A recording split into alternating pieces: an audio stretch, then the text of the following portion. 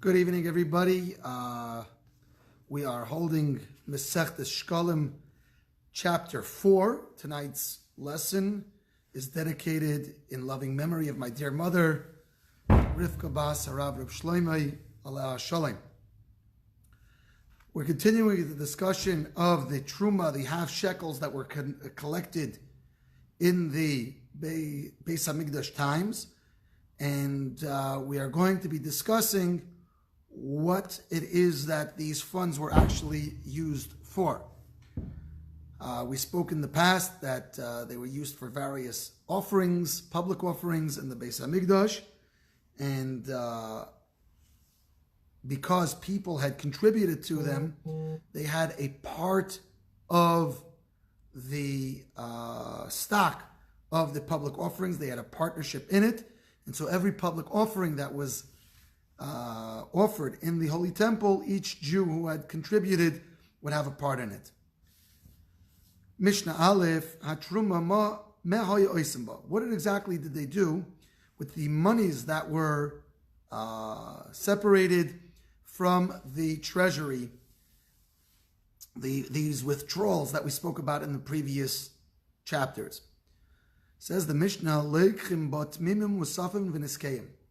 So these funds are used to purchase the tmidim, the daily sacrifices, the offerings, as well as the musaf offerings. These are the additional offerings brought on special days like Shabbos, Rosh Chodesh, holidays, as well as all of their libations. In addition to this, the Omer sacrifice that was brought on Pesach, on the second day of Pesach, these funds were used to purchase this Omer sack offering as well. The Shtei HaLechem, the two breads, this is talking about the offering that was brought on Shavuos. This was a chametz offering. The Lechem Aponim and the weekly showbread that was brought each Shabbos, the 12 loaves of bread, special showbread. The Chol Karbanos HaTzibur, as well as all public sacrifices. So all of these came from the withdrawal that they had taken from the temple treasury. In addition, Shemri Svichim Mashvias. During the sabbatical year, they had hired workers or people, watchmen, to watch over the growths that had grown by itself, and these were needed to be watched so that they would be sufficient for the Omer offerings and the Shtei HaLechem on Shavuos offerings, which had to come from the public, and they had to come from the new crop. And so, because these were ownerless, we needed to have watchmen to ensure that there were sufficient grains for these offerings. Rabbi Yossi says, if a person wanted, if one of these watchmen wanted, he could have donated his services. Amrulai, they said that's not the case. He had to be paid, and because he had to be paid, this is why we brought it up in our discussion, that he's paid from the Trumas Alishka, and they insisted that he gets paid. Amrulai, they said to Rabbi Yossi, wouldn't you agree that these offerings must also come from the public property? And what this means is that if a person who's a watchman were to watch for free, so he has a portion in this greater than everybody else, and perhaps he's not donating it with a full heart, he's not donating his services with a full heart, and if he doesn't donate it with a full heart, then it doesn't really belong to the public, and it belongs to an individual, and now we're going to have problems because it's a public sacrifice. And so, according to the other sages, they believe and they hold that one may not donate his services when it comes to watching these grains in the Shvius year. Okay, we continue in Mishnah Beis, Para v'Sara Mishtaleach. The para, this is talking about the red heifer, which is burnt, and its ashes are used to purify people who have come in contact with the dead. V'sora HaMishtaleach, as well as the he-goat, which is used on Yom Kippur to go to Azazel. V'loshen shel zahiris, as well as the strip of red wool that is burnt together with a para aduma, with the red heifer that we spoke of earlier. Boy mitrumas halishka, all of these come also from the withdrawal of the initial withdrawal from the temple money that were lifted from these half shekalim that everyone donated. Now,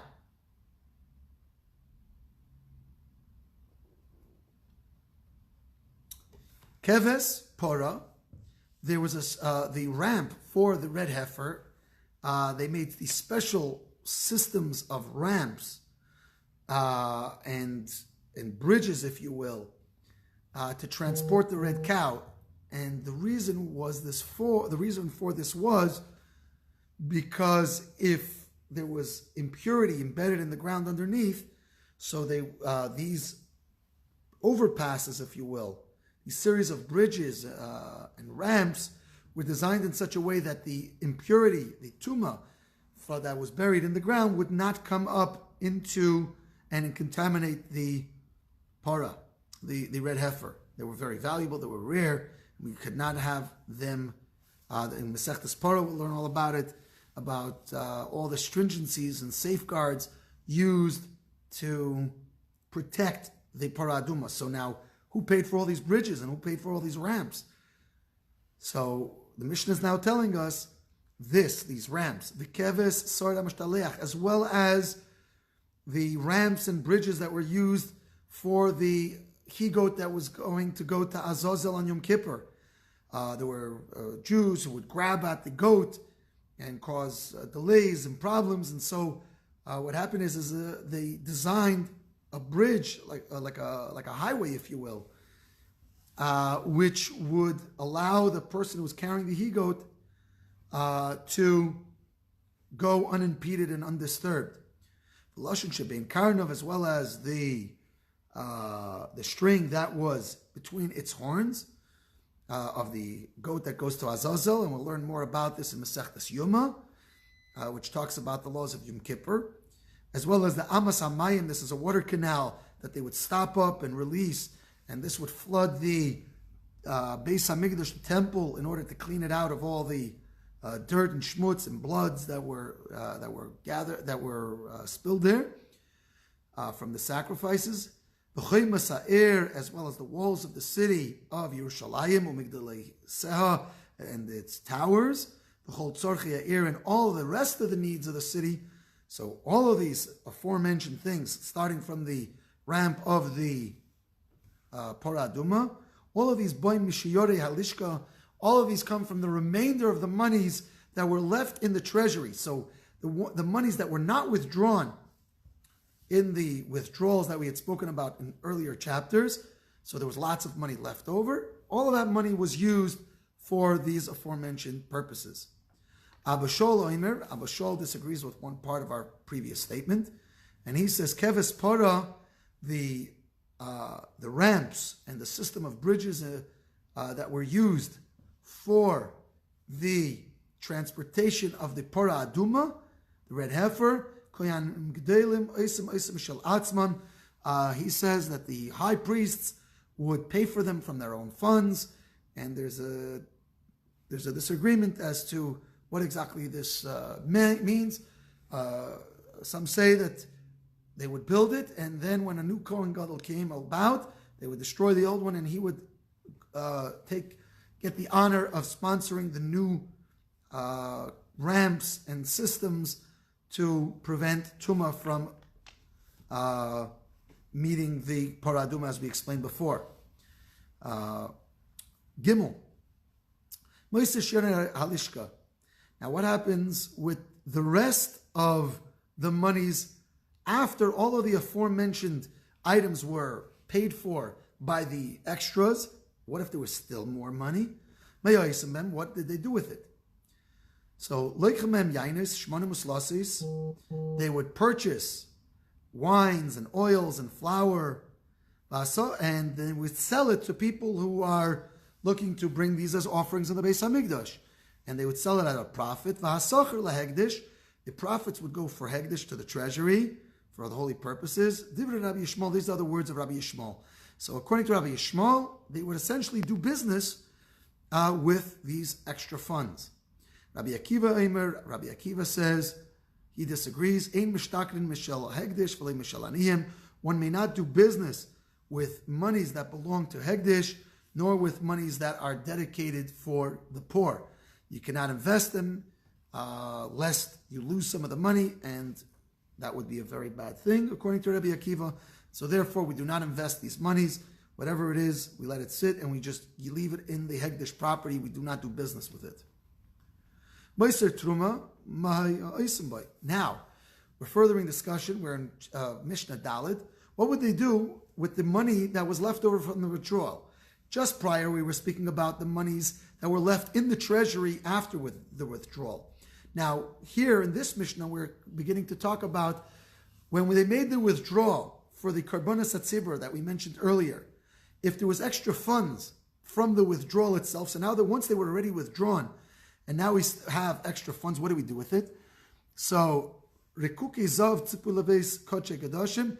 So, according to the Rabbi Yishmael, according to the author of this Mishnah, the first part of this Mishnah, he says that they would plate the Holy of Holies with gold. And so all of these extra funds were used to purchase the gold and for the installation of this gold on the Holy of Holies. Rabbi Yishmael says, Moiser HaPeiros, he believes, according to his opinion, we sold it and did business with it. So he says, L'keitz HaMizbeach, these go for sacrifices for the altar when the altar is sitting idle, when there's nobody who has brought any sacrifices. So we have a fund.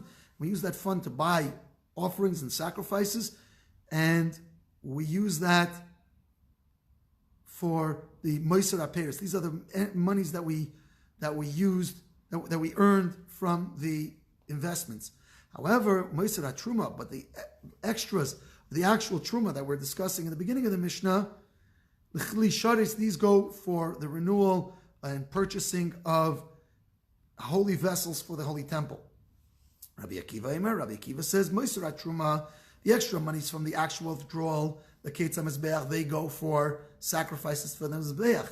Moiser Nesachim, but the extra money from the libations, money that was taken, set aside for libations, the Chisharis, these go for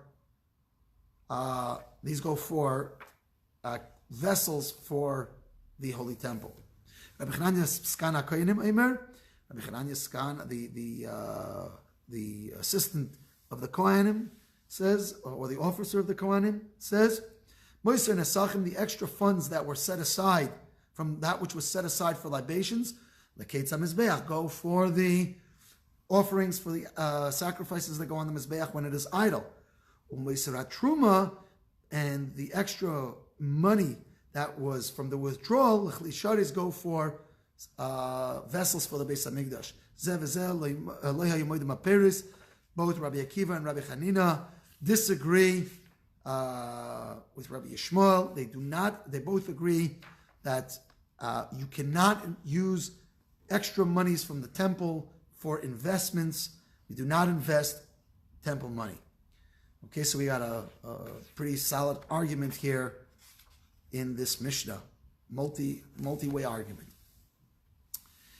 Mishnah Hey, Moiser HaKtoros, the extra Ktoros. The Ktoros are the incense that was offered on the Mizbeach Hazav each and every day, and these were made in a batch of 368 mana, and invariably every year there would be extra by the end of the year before Nisan, because we don't need 368 mana worth of incense on the Mizbeach, but yet the ingredients calls for all 368 mana, so we have to make more than we need. So what do we do with this? What do we do with the extra Ketores? These are special incenses with a special recipe that's designed for the Beis HaMikdash. What are we going to do with this? So, says the Mishnah, Mafrishim mimene schar u'monim. So what we do is, we set aside from these incense, we set aside money for the workers, those who made the Ketores. We set aside money from the Lishka, and that's a legitimate payment. That's a legitimate use of those funds. They set it aside for the artisans. And so, for example, let's say there was one worker who was owed $100 worth, $100. So they set aside $100 from the Hegdish money. And then they take these incenses, these extra incenses, the surplus of the incense, and they deconsecrate it over those funds that were set aside to pay the workers of the Beis HaMikdash. Now, then, now they take these incense, which was deconsecrated already from these funds, by these funds that were set aside for their payment, and they give these incense to the artisans, and now they repurchase them from the workers, from the artisans, with the new money that was taken out of the new withdrawal. Now, there's a lot of words here to explain what's going on here, but let me explain with a little more clarity. The issue that we're having here is that these funds, these incense, which were designed for use in the Beis HaMikdash, these are designed for a Beis HaMikdash use. They're not really designed for personal use. And it's considered a denigration and a degradation of these incense to be just given as payment to an individual. So what do? We go through a roundabout way of deconsecrating them. We first take money that's owed to people who worked in the Beis HaMikdash. Usually the people who made the incense in the first place. We take these monies, and the monies are not necessarily recognizable that they came from the Beis HaMikdash, and they're a legitimate use for them is to pay people who worked for the Beis HaMikdash. We set aside, and now we use these funds to deconsecrate, to be machalal, the incense. And so now these deconsecrated incense came in a way, it was degraded in a way, it was made non-hegdish in a respectable way. Now we give those to the people who made it. And then we buy it back from them from the new truma, so that the people who had donated to the new truma now will have a part in this incense. So in this way, we're able to use all 368 mana that were made and use it towards into the next year. And so it doesn't all have to be used in 1 year. It could be used over a longer period of time. And all of it will actually be used for the Beis HaMikdash.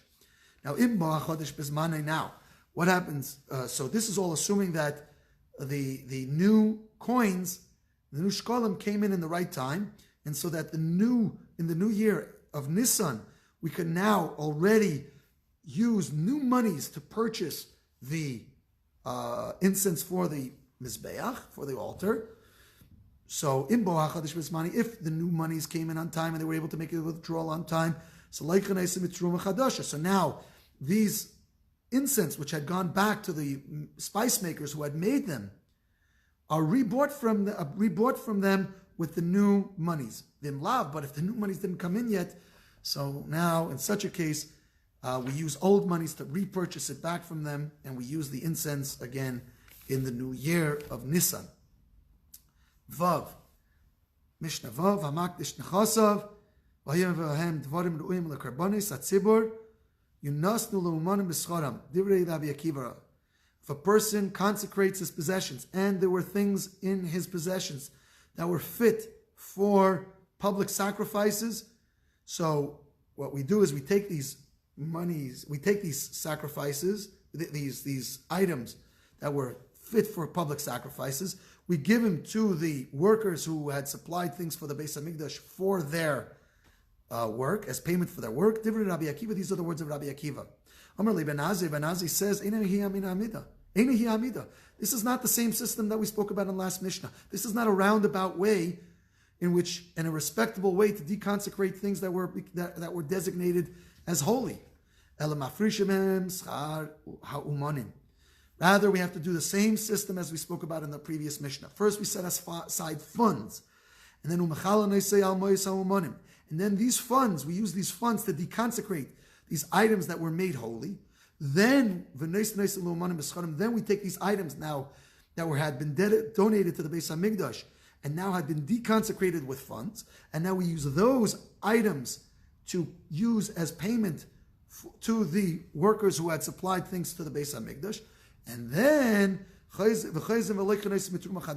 then we use new monies, just like in the previous Mishnah, we use new monies to purchase them back.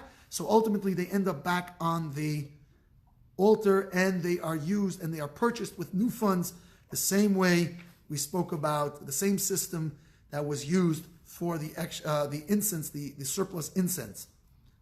So again, what Ben Azai is saying is that we have to use the same system for the surplus incense, the same thing that we do for that. That's what we have to do with things that were dedicated to the Beis HaMikdash that are appropriate for public sacrifices. Mishnah Zayin, Hamakdish Nechosav, if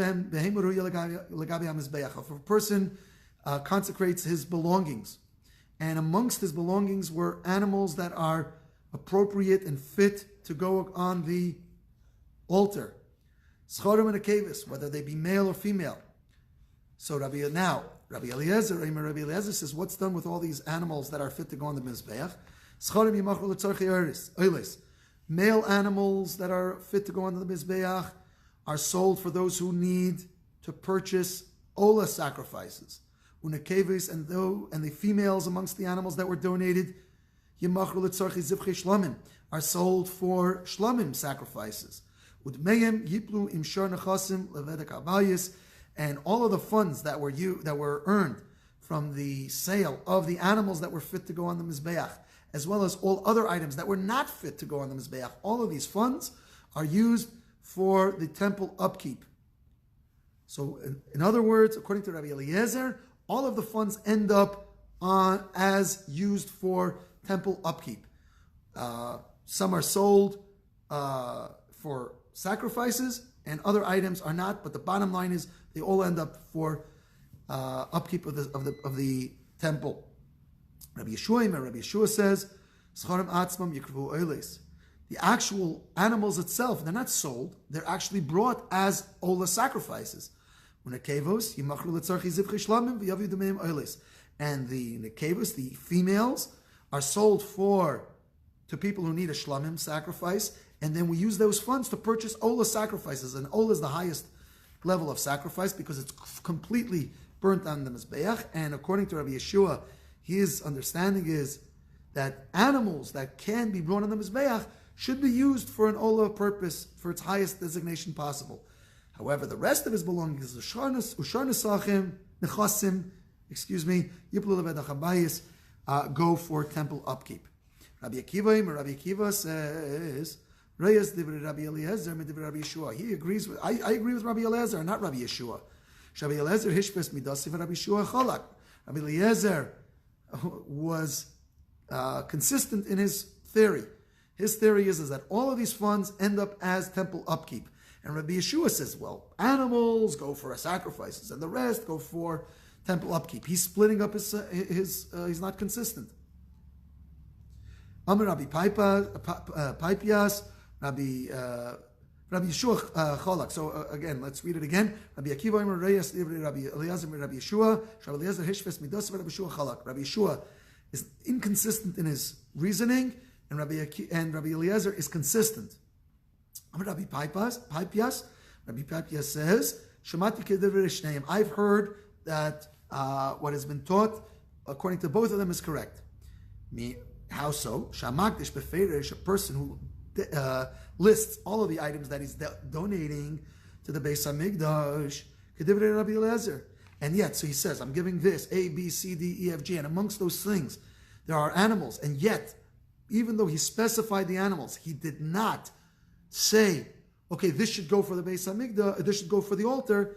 So this means that he wants to donate it to the general fund of the Beis HaMikdash. But if a person just says, all of these items, doesn't delineate them, all of these items I'm donating to the Beis HaMikdash, so then we would assume that things that are appropriate for the Mizbeach, he actually wants to go to the Mizbeach. And the rest, which he wants to go to the temple upkeep, which is a lower designation. Okay. Ches, hamakdish nechosim. Vayem dvarim real agabi Mizbeach. Now, we're going to bring up another opinion. Hamakdish nechosim, a person who dedicates belongings, his possessions, and there were things amongst them that were appropriate for the Mizbeach, such as yaines, shmonim, v'eifos. Before we were talking about animals.